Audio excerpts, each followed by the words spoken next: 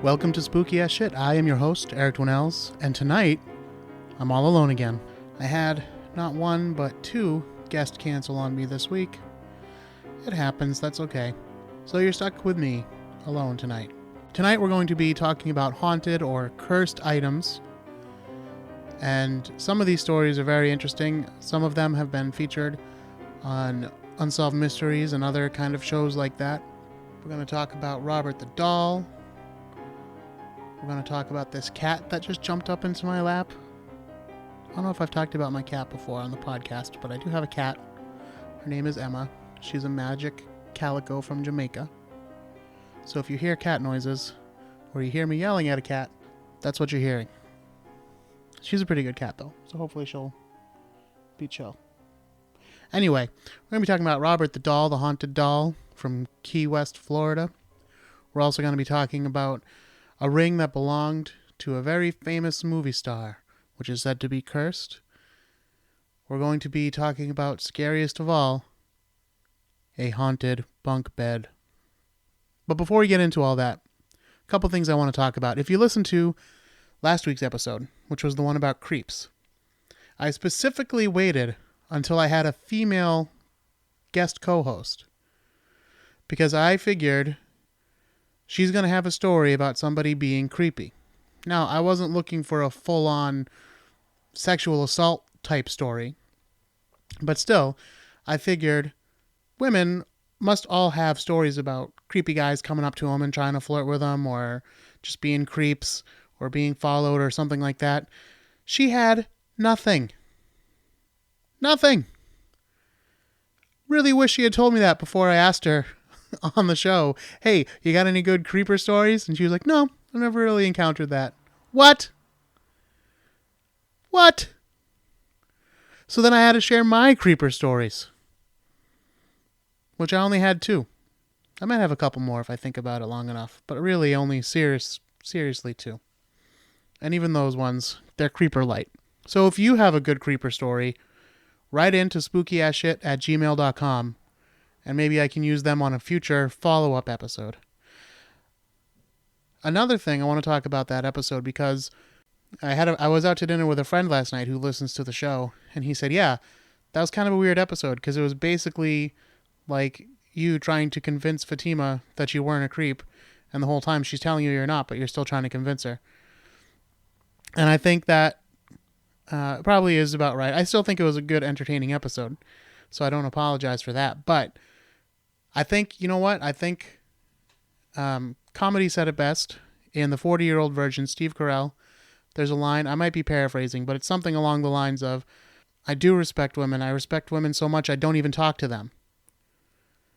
And I think that plus what I was saying about what Tom York had said about the song Creep, and how he kind of created that thinking like, I want to assert my masculine sexuality without infringing upon a woman enjoying her night out in public too. And that's a fine line to walk sometimes. It can be tricky. That's all I was saying. And in my head, you're trying to be respectful of women, and you don't want to be perceived as bothering them. But on the other hand, you can't just not talk to them either. It's tricky. That's all I was saying.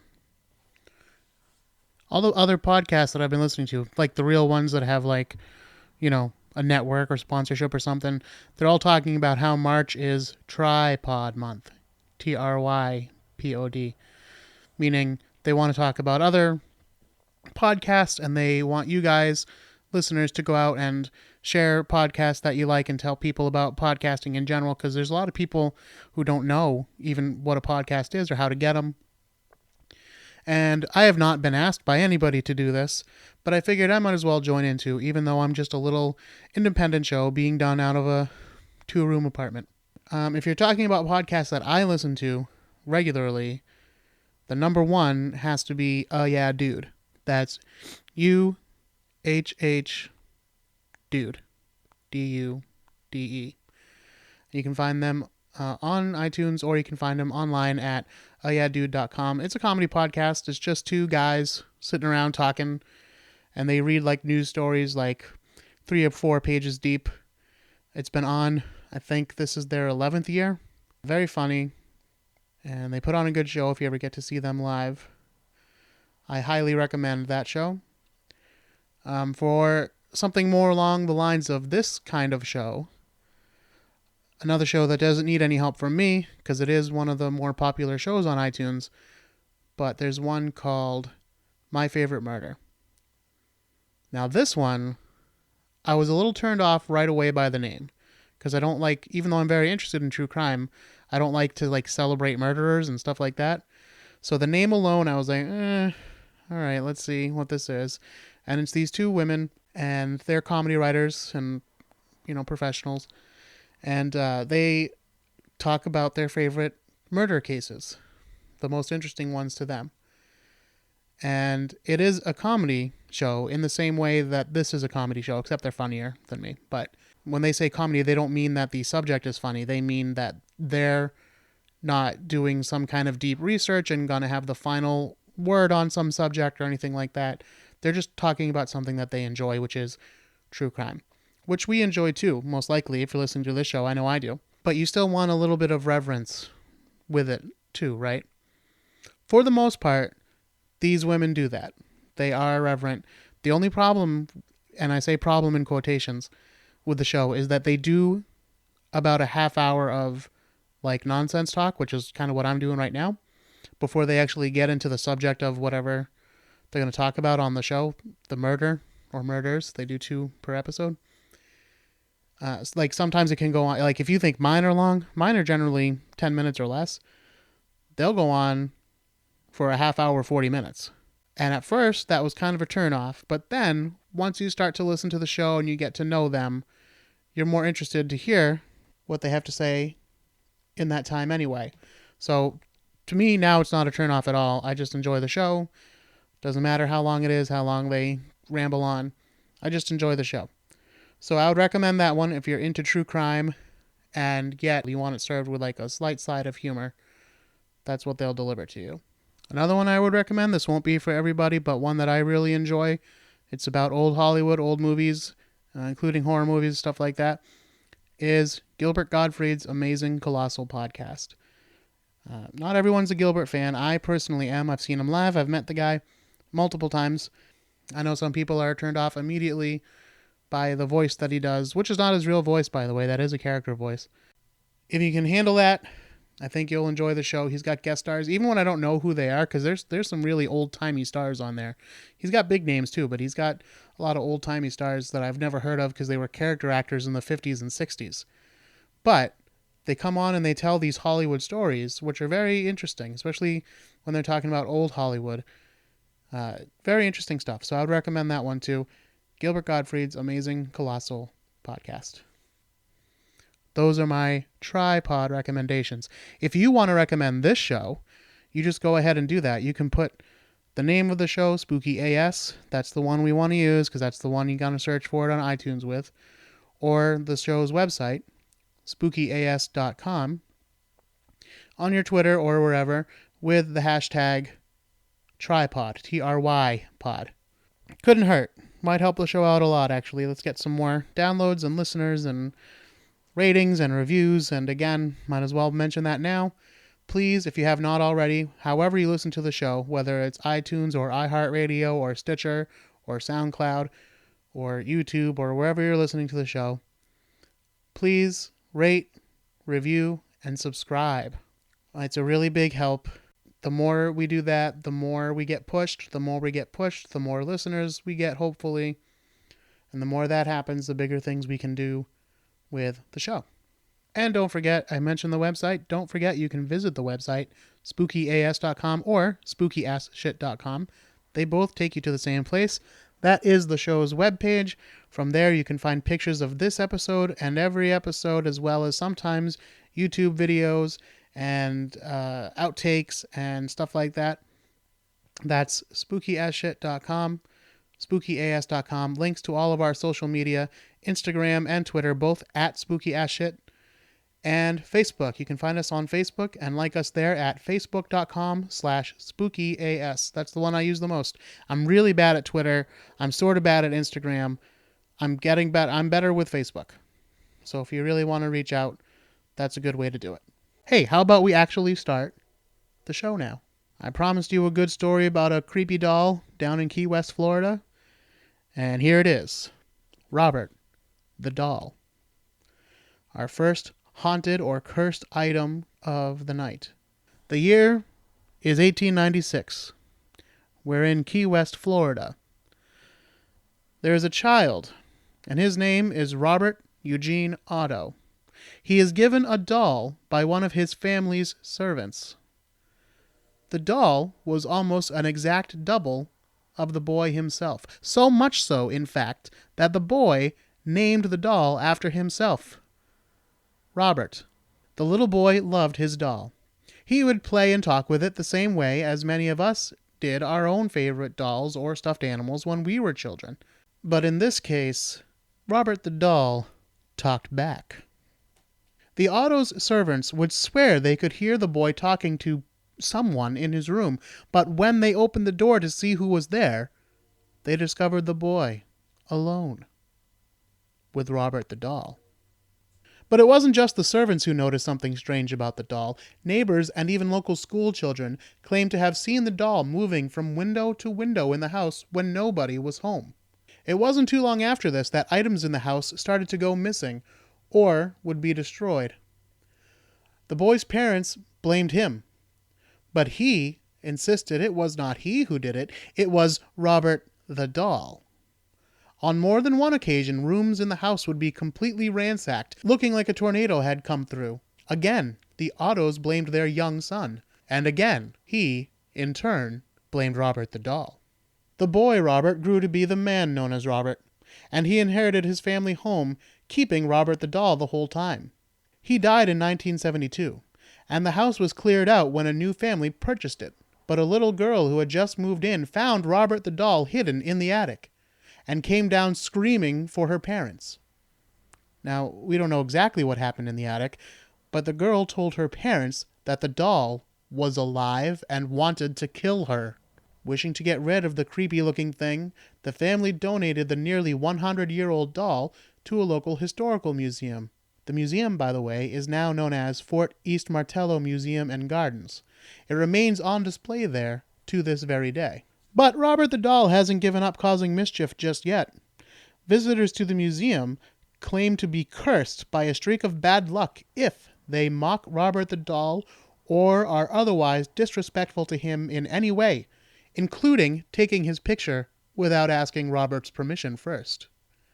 If you do disrespect Robert the doll, the only way to lift the curse is to formally apologize and beg forgiveness either in person or in writing. The museum displays many letters from cursed visitors appealing to Robert to lift the curse he has placed on them. Some believe that Robert the doll was granted magical powers by its creator, the servant who created the doll for the boy. They speculate that the servant was actually a practitioner of voodoo, and that he hated the Otto family, which is why he gave their young son a cursed object. Others say there is no actual curse, it's just our minds playing tricks on us. People believe the doll is bad luck, so they look for signs of bad luck after visiting the doll.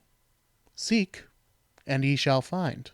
So you can go visit this doll at that museum in Key West, Florida. If I'm ever down there, I'll certainly stop by. But one thing I want to say, maybe I'm crazy, but I'm going to put the pictures online at spookyas.com right next to each other, and you tell me. I think Robert the doll kind of looks like the actor Bob Balaban. You might know him best from the Christopher Guest movies. He's in a lot of Christopher Guest movies, but he's in most notably Waiting for Guffman as the musical director. Take a look. Tell me if I'm crazy or not. I think they look alike. Something about the mouth, I think.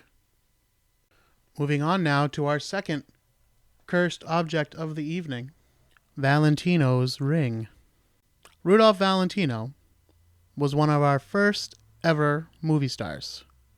He was born in Italy, but he emigrated to the United States and eventually ended up becoming a silent movie star. Known for his dashing good looks. The women loved him. The men thought he was a little bit effeminate. He was known as the Latin Lover. The legend of his ring comes to us this way. Valentino's friend, a professional musician and self-professed amateur psychic named Cha Mank, says Valentino bought a tiger's eye ring in 1920. Are you familiar with a tiger eye? If not, of course, you can see a picture of it at spookyas.com. But it's kind of the brown and goldish kind of ring. Or stone, I should say. It's not always a ring. They were really cool. You could buy them in a little box of rocks when I was a kid. And tiger's eyes were always cool. But they essentially look like a tiger stripe or a cat's eye, only in rock form. Very shiny. The jeweler told him that the ring was cursed, but Valentino liked it, and he was willing to battle occult forces for the sake of fashion. And I got a question right here. If you're a jeweler and you're going to warn people that they are buying a cursed item, why put the item up for sale in the first place? If you think you have a cursed item, just lock it away somewhere or destroy it. Get rid of it somehow. Why put it out for sale? And then I could see if you're going to put it up for sale and not tell people that it's cursed and you just want to get rid of it if you're shifty like that. But if you believe it's cursed and you're going to go to the trouble of warning people, what's the point? Why not just not sell it? Oh well. Excitedly, Valentino ran off to show his new bling to his pal Mank, the psychic/musician. As soon as he saw it, Mank received a psychic vision in which his pal Valentino looked not like the dashing thief of hearts, but a pale corpse. The man told Valentino to ditch the ring. Valentino accused his friend of being overly superstitious and kept the ring. According to the legend, several of his pictures made just after purchasing the ring flopped at the box office. The ring brought on a bigger dose of bad luck to Valentino in August of 1926, when an untreated ulcer became infected and killed the 31-year-old movie star. Valentino, however, was not the only one affected by the curse of the ring. At his funeral, an actress named Paula Negri made a big scene, crying and sobbing and pounding on the casket when people said, "Hey, we understand this is upsetting, but come on, gather yourself, you're in public here." She claimed that she and Valentino were secretly engaged to be married. It is claimed that she was given the ring following his death. Negri promptly fell gravely ill, and remained so for some time. By the time she recovered, her career in Hollywood was over, and she gave away Valentino's ring. Tragedy next struck when actor Russ Columbo was hired by a director named Lansing Brown to play Valentino in a biopic. Columbo was given Valentino's actual ring to wear, and shortly thereafter, he was killed in a freak shooting accident. The ring then ended up in the hands of a gangster known as Joe Casino. Is there a better name for a gangster, by the way? Hey, it's Joey Casino. The gangster bought the ring at some point, but he refused to wear it, claiming that he was aware of the curse, and he wanted the curse to wear off. For some reason, he got it in his head that this would take 7 years. So he owned the ring for 7 years, but did not wear it. After the 7th year had passed, he began to wear the ring. Within a week, he was killed in a hit-and-run accident. Joe Casino left the ring to his brother Del, who never wore it because he too was aware of the curse, and he wasn't worried about the time it was going to take to wear off. He just said, "I ain't wearing this thing." While it was in Del's possession, however, it was stolen by a cat burglar named James Willis. James Willis was shot dead by police as he attempted to flee Del Casino's house. The ring was returned to Casino, who loaned the ring out to another film director, a man by the name of Edward Small, who was planning yet another biopic about Valentino. Small's star was the relatively unknown Jack Dunn. He wore the ring for 2 weeks. During those 2 weeks, he was diagnosed with, and eventually died of, a rare blood disease. Del Casino thereafter kept the ring in a bank vault. But the bank wasn't immune to the curse either, according to Cha Mank. It was robbed several times and, at least once, nearly burned to the ground in a mysterious fire. According to author Brad Stryger, the ring is now owned by a New York barber who won it in a strange radio contest where the listener who wrote the best essay describing the ring's powers would get to win the ring. And it has not been heard from since. The problem with this story is we don't have any evidence to back up any of it. We just have Cha Mank telling us this is so. But one thing I can tell you is definitely not true, because I did look into it. He was supposed to have bought the ring in 1920, and then when he bought the ring, his movies all flopped after that. Well, some of his biggest hits came in the year 1920 or later. So that part doesn't seem fully accurate. So, if you're out there and you happen to spot a cat's eye ring set in silver, you might think twice about purchasing it. Me, I wouldn't think twice. I would take it. Now on to a story that has become fairly popular in the past few years. I'd say I've seen it popping up here and there. This is the legend of the Crying Boy painting. Our story begins sometime in the 1950s with an Italian painter named Giovanni Bragolin. Bragolin was living in Spain at the time, and he noticed a young boy roaming the streets. Struck by the hopeless expression on the boy's face, the painter spoke with him. The boy explained that he was orphaned after his parents had perished in a home fire. Bragolin offered the boy some much-needed money if he would let the painter paint his portrait. The boy agreed, but as he sat for the painting, the boy began to cry. Bragolin incorporated the tears into the painting and titled it The Crying Boy. The painting was so striking that copies of it were soon being mass-produced and sold all over Europe as prints. It was especially popular in England and graced the walls of many homes there. Fast forward to 1985. Firefighters are dispatched to the home of the Hall family in Essex.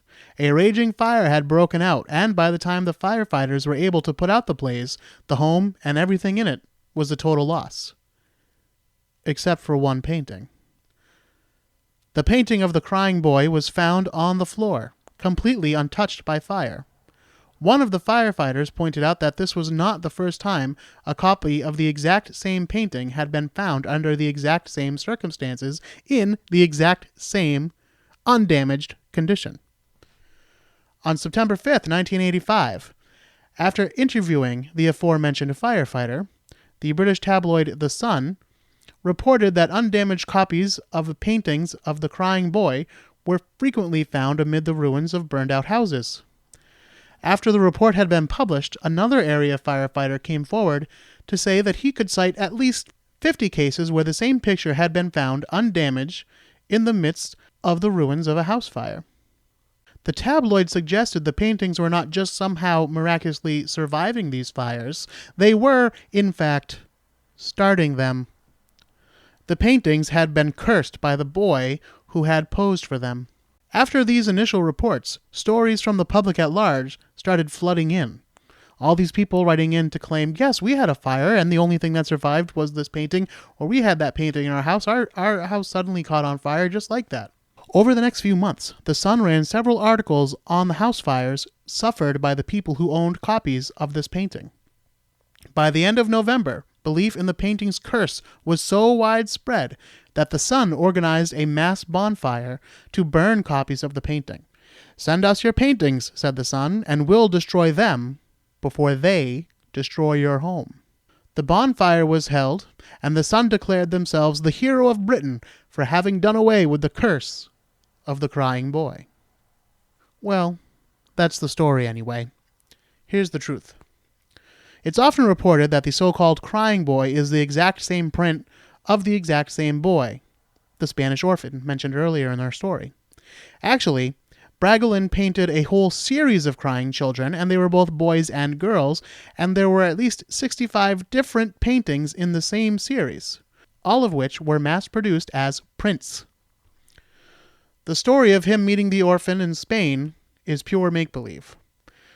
Some versions of the story alter it to say that it's the same story, except it wasn't just one child that he met. He met these 65 children, and they were all from an orphanage, and maybe not necessarily that their parents had died in a fire, but he met these children, painted them looking hopeless and everything because they were orphans, but shortly after he finished painting their paintings, the whole orphanage burned down.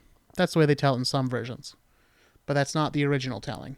Now, it is possible that copies of his crying children paintings showed up fully intact in the ruins of house fires. But there are not supernatural reasons for this. Reason number one, why this may have happened. These prints somehow were very popular. They were hung in many, many homes. So, it was not so unlikely that you would find one in a house. Reason number 2. Most times, people will hang up the paintings with a string, and in a fire, the string, of course, is going to burn straight away. This will cause the painting to fall off the wall and land on the floor. Once it's on the floor, that is actually the safest part of the fire, and thus, it's less likely to burn. We've all learned, hopefully, that if there's a fire, you get down on the ground and you crawl on your hands and knees. There's oxygen down there, and the heat rises, right? So you want to get away from the heat, so you get down on the ground.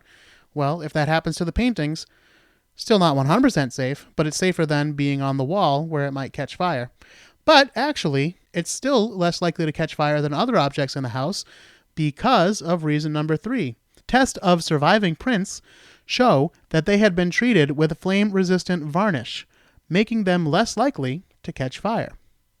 And reason number 4, the prints were produced on particle board, which itself is fire-resistant. So there's a bunch of reasons why it might be true that firefighters repeatedly found these pictures of crying children safe, even in the middle of a deadly house fire. But that does not mean that there was anything supernatural about it. So, we have several reasons to believe the paintings could withstand a fire, but where did the idea of the curse come from?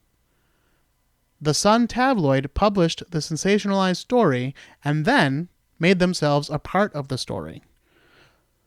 So send us your stories first. That's what they were doing. Send us your stories about your house. Send us pictures of your picture and tell us about the dangers of it. So they're making themselves part of the story and also their readers part of the story. People still do that.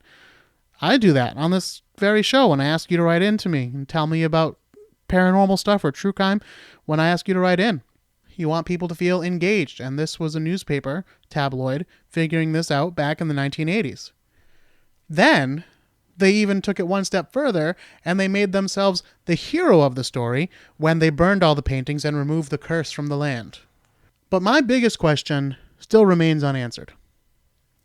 Why were these prints of crying children so popular in the first place?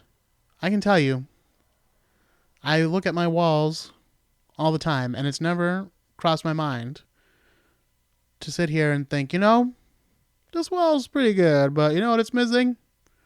A nice painted portrait of a crying child. It would really tie it all together.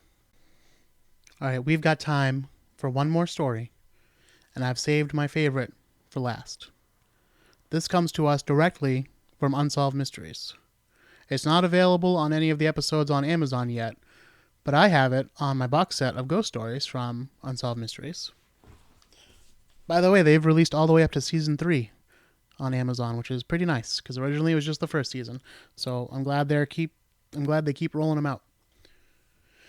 But this is the story of the Tallman's haunted bunk bed. If you watch Unsolved Mysteries as a child, I'm sure you saw this story and were fascinated just by the fact that it was a fucking bunk bed that was supposed to be haunted. You don't hear about that too often. Here we go. February 1986. Alan and Deborah Tallman of Horicon, Wisconsin, brought home a bunk bed that they had purchased at a secondhand store. They stored the bed in the basement until their daughter had grown enough to actually sleep in it. Soon after the bed was brought into the home, Alan began to have bad dreams and even daytime visions involving the death of his family. Over the next few weeks, the Tallman children, who had rarely been sick before, all complained of feeling ill and running fevers. It was a pattern that would continue on and off for months. Several months later, the Tallmans moved the bed upstairs into their daughter's room. They had 2 daughters, by the way. So when I say daughter's room, it means 2 daughters. So they moved the bed upstairs into their daughter's room, and that's when the real trouble began. That very night, their son, who slept in the room next to the girls' room, was in bed when his radio seemed to take on a life of its own, turning itself on randomly and switching the channels back and forth. The boy ran out to the living room to find his parents and told them what had happened. They told him that it was just radio static and that he should go back to bed. But the boy insisted he had seen the indicator physically move as if some invisible force was turning the knob. His parents said it was impossible, and if he was going to have these kinds of fits over the radio, they would simply take it out of his room. A few weeks later, Alan was painting the walls in his basement when he went up for lunch and placed the brush on the table. But when he returned from lunch, the brush was in the paint pail, with the handle submerged in paint and the bristles pointing up to the sky. No human could leave a paintbrush in such a manner. Just kidding. I just thought that was a really weird thing to include in your ghost story. Anyway. I mean, he really did say that about the paintbrush. My exaggerated telling of it. I just thought it was weird. Anyway. Around this time, the Tallman's 2-year-old daughter, who was sleeping on the bottom bunk of the haunted bunk bed, told her mother that there was a witch that would hide behind her bedroom door. She also claimed to see many visions of fire. Deborah assured her daughter that these were just bad dreams and her own imagination. But then, a month later, their son told them he had seen an old woman standing by his bedroom door, and that she glowed like fire. Finally, Deborah began to take her children's visions seriously and wondered if their house could actually be haunted. They called their family pastor. The pastor came to visit and said the house had no known history of haunting, but that he did feel the presence of the devil inside the house. From then on, the Tallmans claimed they were the constant victims of poltergeist-like activity. Doors would bang open and then closed. Phantom voices would start to call their names out of nowhere. A week before Christmas in 1986, the Tallman's son began to scream and cry, telling his parents that he had seen the witch again. He said he no longer wanted to live in this house. Frustrated, Alan became enraged, not with his son, but with the so-called spirits. He began pacing around the house, as he says, like a wild man, telling the dark forces to get out of the house and stop scaring his children. He added, "If you want to fight, fight me." Game on, motherfucker. On January 7th, 1988, Alan returned home from the late shift at 2 a.m., and he heard an eerie sound like howling wind that seemed to be emanating from his garage, and he went to investigate. As he walked towards the garage, he heard a voice calling out of the howling wind, saying, "Come here." Alan, seeing that his garage looked normal and dark, went to the rear of the home to see if there was someone hiding in his backyard, but there was no one there. He then went back towards his front door, but once he reached it, he again heard the voice, saying, "Come here." He turned to look at the garage this time, and it was engulfed in flames. Alan ran inside to get a fire extinguisher, but when he ran back out to the garage, there were no flames and no sign of fire damage. Alan went back inside. In a haze, he went to put his lunch pail away, but it suddenly flew across the room as if thrown by an invisible force. Alan started sleeping in his daughter's room because they had been so scared by the visions of the witch and the fire that they would not go to bed at night without an adult there to protect them. As he tried to fall asleep on their floor, Alan claims he saw a fog rising out of the floor below him. As it did, a voice called out to him once again, this time saying rather ominously, "You're dead." Shaken, Alan left the girl's room. Now, I wrote that in capital letters. He hears a voice, he sees a fog, and he hears a voice saying, "You're dead." And his first instinct is to run out of the girl's room. Some guardian he is. He was trembling, and when his wife Deborah woke up and asked him what had happened, he refused to tell her. Days later, Alan had to work much later than normal and asked a relative to take his place as the girl's room's guardian. His relative did not believe the ghostly tall tales that the Tallmans had been telling, but he agreed to help out anyway. He became a believer later that night when he too saw the horrible witch-like figure and screamed like a bitch. Deborah was awoken by the scream and found the relative wandering the hall looking dazed and confused. She told the relative to help gather the children and some of their clothes as they were leaving this house that night. Forever. 2 weeks later, the Tallmans had the bunk bed destroyed and buried in a private landfill. Afterwards, the Tallman had no further paranormal experiences, and in April of 1988, a new family moved into the Tallmans' former home and have reported no hauntings ever since. The Tallman story was featured on Unsolved Mysteries on October 26, 1988. The Tallman had turned down lucrative tabloid offers to share their experiences as they did not think it was right to make money off their family's suffering. The Tallmans agreed to share their story with Unsolved Mysteries under 3 conditions. 1, that their faces would be obscured during their interview. 2, that their children's names would be protected by aliases. And 3, that all reenactments of their experiences would be done by actors playing the Tallmans instead of using the actual family, which was Unsolved Mysteries' modus operandi at the time. The Tallman story was also featured in the book Haunted America by Michael Norman and Beth Scott, but the haunting is not linked to the bunk bed. The activity instead is blamed on the property being located on a Native American burial ground. That old thing. Native Americans were just burying their dead everywhere, apparently. So it was an interesting story the Tallmans tell, but it's essentially a pretty run-of-the-mill ghost story, except for the fire visions, maybe, but the rest of it, pretty run-of-the-mill. But the fact that it involves the bunk bed, that's what makes it special. And I want to know more about the bunk bed. What's the history there? Why is that bunk bed cursed? Well, they destroyed it, so now we'll never know. Maybe some psychic can reach out to the void and get some kind of vibes about what the story might have been. Maybe there were children murdered in the bed, or some sacred Native American tree was used to make the wood or something like that. Who knows? But I do want to know why the bed was cursed in the first place, or haunted. They say haunted. Maybe it was just cursed. I don't know. We'll look into it. Until then, please, please, please share the show. Tripod the show. #tripod. Visit us online, spookyas.com or spookyasshit.com. You can reach out to me via the email, spookyashit@gmail.com. All one word.